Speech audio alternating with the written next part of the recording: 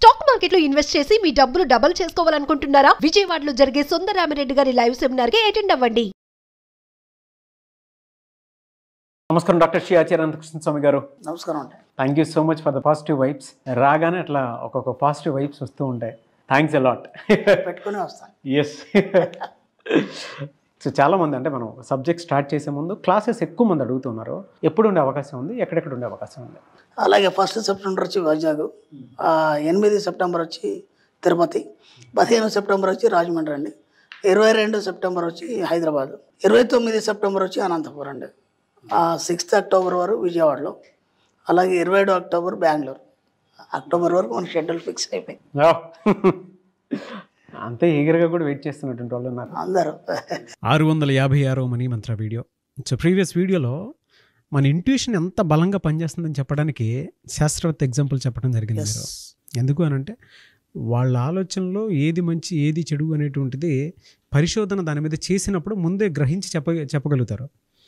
ఆ deep research అనేది లోపలికి డ్రైవ్ అవుతూ ఉంటుంది. కాబట్టి అలా కావాలనుకున్నప్పుడు నువ్వు ఒంటరి అయిపోవాలి. ఎస్, ఏకాంతం, శూన్యంలోకి వెళ్ళిపోవాలి. ఎస్, నీలోకి నువ్వు ప్రవేశించాలి. అదే నీకు మార్గదర్శి, నీ మనసే నీకు మార్గదర్శి. చాలా మంచి వర్డ్ చెప్పారు. సో 656వ మనీ మంత్ర వీడియోలో ఏం చెప్తున్నారు? మీరు నాతో గతంలో ఎన్నోసార్లు మన పరిచయం నుంచి ఇప్పటివరకు ఏదైనా ఒక కొత్త కార్యక్రమం మొదలుపెట్టే ముందు నాతో చెప్పారు. మీరు గురుగారు నేను ఇలా చేయాలనుకుంటున్నారు, మీ అడ్వైజ్ ఏందని. చేసేయండి అన్నాను. ఓకేనా.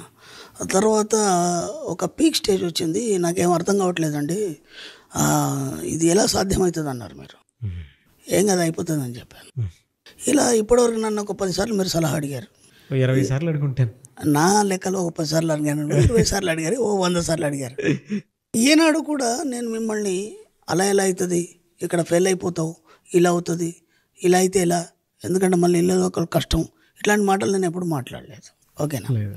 ఇప్పుడు మీరు మీ ఊర్లో ఉన్నప్పుడు మీ స్థాయి వేరు, ఇక్కడ సిటీకి వచ్చి ఒక స్థాయిలో ఉన్నప్పుడు ఈ స్థాయి వేరు. ఓకేనా. ఇప్పుడు మనం ఊర్లో ఉన్నప్పుడు ఏమవుతుందంటే ఉదయం లేవగానే మన ఫ్రెండ్ సర్కిల్లో మనం సరదాగా ఫ్రెండ్స్తో తిరగడం చేయడం, ఇక్కడ ఊర్లో విషయాలు మాట్లాడడం, రాజకీయాలు మాట్లాడడం, ఇంతకంటే ఇంకేం ఆలోచనలు ఉండవు మనకి. ఓకేనా. ఇప్పుడు అక్కడి నుంచి ఇక్కడికి ఎందుకు వచ్చామంటే లైఫ్ని ఒక ఛాలెంజ్గా తీసుకొని ఏదో సాధిద్దామని ఇక్కడ దాకా వచ్చాం. ఇక్కడ మనతో మాట్లాడేవాడు ఎవడు లేడు. అర్థమవుతుంది. నేనేమంటున్నానంటే మన సబ్జెక్ట్లో మనం ఎందుకు ఒంటరి అయిపోవాలి. ఓకేనా. ఇక్కడికి వచ్చిన తర్వాత మాట్లాడేవాడు ఎవరు లేరు. ఇక్కడ విచిత్రం ఏం జరుగుతుందంటే మీ కంపెనీలో మీకే కాంపిటీషన్ ఎంతోమంది ఉంటారు, అవునా కదా. ఇప్పుడు వాళ్ళని నిలదొక్కుని మనం ఏంటనేది మనం సత్తా చూపించుకోవాలి. అర్థమైందా. చూపించుకోవాలన్నప్పుడు ఇక్కడ మాట్లాడేవాడు ఎవడు లేడు. ఎవరికన్నా ఏదైనా సలహా అడిగితే ఏం చెప్తారో తెలియదు. అందుకని మీ జీవితంలోంచి మీ ఆలోచనల్ని నిర్వీర్యం చేసే వాళ్ళందరినీ వదిలిపెట్టేయండి. అర్థమైందా. మనం ఏమేమి వదిలిపెట్టాలనే దాంట్లో ఇది ఒకటి మెయిన్ కీ పాయింట్ అనమాట. ఓకేనా. మన ఆలోచనలు ఎవరైతే నిర్వీర్యం చేస్తారో వాళ్ళని వదిలిపెట్టాలి ఇమీడియట్లీ. సపోజ్ మీరు ఏదో కొత్త బిజినెస్ ఏదో మొదలు పెట్టాలనుకున్నారు, లేదంటే ఒక కొత్త ప్రాజెక్ట్ స్టార్ట్ చేయాలనుకున్నారు. ఫస్ట్ అప్పుడంటే మీరు ఉంటారు, ఇప్పుడు పెళ్ళయింది, ఫ్యామిలీ ఉన్నారు, ఏమంటే ఎవరికి చెప్తారు మీరు? అలాగే రాత్రి పడుకున్నప్పుడు భార్యకి చెప్తారు. అంతే. చెప్పగానే ఇప్పుడు ఈ మార్కెట్, ఈ పబ్లిక్, ఇదంతా మీకు ఐడియా ఉంది, ఆమెకు ఐడియా లేదు.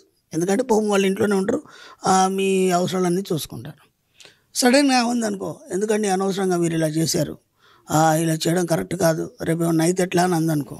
ఇప్పుడు మీరు ఎంతో ఉత్సాహంతో దానికి ఎక్సలెంట్ ప్లాన్ వేసుకొని అంత ఓకే అయిన తర్వాతనే జస్ట్ ఒక ఐడియా కోసం ఏమైనా అడిగారు. మీరు అడిగేసరికి ఆడవాళ్ళ మనస్తత్వం ఏంటంటే వాళ్ళు ఈ బయట ప్రపంచాన్ని చూడలేదు, బయటికి రాలేదు. కాబట్టి అంటే చూసిన వాళ్ళు మార్కెటింగ్లో ఉన్న వాళ్ళు చాలామంది ఉన్నారు, వాళ్ళ గురించి నేను మాట్లాడలే, ఒక మామూలు గృహిణి గురించి. ఇప్పుడు వాళ్ళు ఏమంటారంటే ఎందుకంటే అనవసరంగా స్టెప్ వేసేప్పుడు జాగ్రత్త, రేపు ఏమన్నా అయితే అని అన్నారు అనుకోండి, అక్కడ ఏమైపోతుందంటే మీ ఆలోచన ఏదైతుందో అది సగం నిర్వీర్యం అయిపోతుంది. మీరు ఎంత ప్లాన్కి వచ్చినా సరే అయిపోయింది. ఆ తర్వాత ఇదేదో బాగాలేదు అని చెప్పేసి ఇక్కడ మీ కొలీగ్స్ ఎవరో ఉన్నారు, మీ కొలీగ్స్తో మీరు డిస్కషన్ చేశారు. డిస్కషన్ చేసినప్పుడు వాళ్ళు కూడా ఏమంటారంటే ఎందుకైనా అన్న మంచిది ఒక్కసారి ఆలోచించు, ఇంతకుముందు పలానా ఇలా చేశాడు, లేదా పలానా వేరే మన కాంపిటీషన్ వాళ్ళు కానీ లేకపోతే ఈ ఫీల్డ్లో ఉన్న వాళ్ళే ఇలా చేశారు, అక్కడ ఫెయిల్ అయిపోయింది, మనం అదే చేస్తున్నాం, మళ్ళీ సక్సెస్ అవుతామో లేదో అని అనుకున్నప్పుడు అప్పుడు ఇంకా సగం ఫెయిల్ అయిపోతుంది. ఇప్పుడు ఏమైపోతుంది అంటే మీకు ముందున్నటువంటి ఉత్సాహం నీరుగారిపోయి సగం తగ్గిపోతూ చివరికి వచ్చేసరికంటే అసలు నేను చెయ్యన్నా వద్దా అని ఒక మీమాంసలు మిగిలిపోతారు మీరు. ఎప్పుడైతే ఆ మీమాంసలు మిగిలిపోతారో మీరు కార్యం చేపట్టినా సరే అది ఫెయిల్ అయిపోతుంది. అర్థమైంది? కాబట్టి మన సబ్జెక్ట్లో నేను ఇంతకుముందు కూడా చెప్పాను ఏంటంటే నీ ఇన్నర్ మైండ్ ఏం చెప్తే అదే వినాలి. ఇప్పుడు ఇక్కడ వీళ్ళందరూ నిర్వీర్యం చేశారా లేదా మీ ఆలోచనని? అవును. కాబట్టి వాళ్ళని దూరం పెట్టండి. అది ఫ్యామిలీ కావచ్చు, ఇంకెవరైనా కావచ్చు. మన సబ్జెక్ట్లో అవన్నీ ఉండవు. ఎందుకంటే యు ఆర్ ద సుప్రీం. నాకు ఇంటర్వ్యూలో కూడా మీరు అడిగారు, మీ మేడం గారు ఇంతవరకు సహకరించేసరికి మీరు ఇక్కడ దాకా వచ్చారండి. సహకరించింది అంతే, ఇదంతా బిల్డ్ చేసుకుంది నేనే. ఎందుకంటే మన సబ్జెక్ట్లో మనం ఏం చేస్తున్నా సరే మనం ఎవరితో చెప్పాం. అర్థమైందా? మన ఇన్నర్ మైండ్ ఏం చెప్పిందో అది చేస్తూ పోతాం. కాబట్టి నేను సక్సెస్ ఉన్నాను. ఈరోజు నా మణిమంత్ర కుటుంబ సభ్యులు కూడా చాలామంది సక్సెస్లో ఉన్నారు. ఎందుకంటే మనం ఫస్ట్ ట్రైన్ అదే చేస్తాం. మనం క్లాస్లో మనకు 21 రూల్స్ ఉంటాయి. ఆ 21 రూల్స్లో మనం ఏం చెప్తామంటే నువ్వు ఎలా ఉండాలి, నీ బిహేవియర్ ఎలా ఉండాలి, ఆ సమాజంతోనే ఎలా ఉండాలి, నీ ఓన్గా నువ్వు ఎలా బిహేవ్ చేయాలి, నీ యాటిట్యూడ్ ఎలా మార్చుకోవాలి, ఒక 21 రూల్స్ ఉంటాయి. ఆ 21 రూల్స్ పాటిస్తే వాడు కోటేశ్వరుడు అయిపోతాడు. ఇంకా సబ్జెక్టు కూడా అవసరం లేదు. కానీ వాడిని ఏం చేయాలంటే ప్రతిరోజు బేరీజ్ వేసుకోవాలి. ఈ 21లో నేను ఎక్కడ మిస్ అయిపోయినా అని. మిస్ అయిపోతే దాన్ని సరి చేసుకోవాలి ఇమ్మీడియట్లీ. అంటే నీ ఆలోచనల్ని నిర్వీర్యం చేసే దేన్ని కూడా నీ దగ్గరికి రానివ్వకు. ఓకే, ప్రెమిసెస్ ఉంది. ఇప్పుడు మీరు ఏదైతే అనుకున్నారో మీరు అనుకున్న దగ్గర ఆ ప్రెమిసెస్ ఉంది. ఆ ప్రెమిసెస్లో మనకు కొన్ని వస్తువులు కూడా ఇబ్బంది పెడతాయి. అర్థమైందా? కొన్ని వస్తువులు కూడా ఇబ్బంది పడతాయి. అంటే ఒకటి మన టేబుల్ కావచ్చు, మన చైర్ కావచ్చు, లేదంటే అక్కడ ఉన్న వ్యక్తులు కావచ్చు, దాన్ని ఇమీడియట్లీ మార్చేయాలి. ఓకేనా? మన ఇంట్లో కావచ్చు, లేకపోతే మన ఆఫీస్ ప్రెమిసెస్లో కానీ ఏదైనా. అంటే నిన్ను నువ్వు తీర్చిదిద్దుకోవడానికి ఏది నీకు ఆటంకం కావద్దు, ఏది నీకు అడ్డు రావద్దు. అర్థమైందా? అవి కూడా ఏం చేస్తాయంటే నీ ఆలోచనలు నిర్వీర్యం చేస్తావు. ఒక చిన్న ఎగ్జాంపుల్ చెప్తాను నేను. మీరు కూర్చున్నారు హాయిగా మీ చైర్లో, ఏదో వర్క్ చేసుకుంటున్నారు. ఆ ఊరికే చిన్న మూమెంట్ ఇలా చేశారు. మూమెంట్ చేసినప్పుడు ఆ టేబుల్ కదులుతుంది. కూర్చున్న చైర్ ఏదైతుందో మాటి కదలడం, లేకపోతే టక్ టక్ చప్పుడు రావడం అయిందనుకోండి.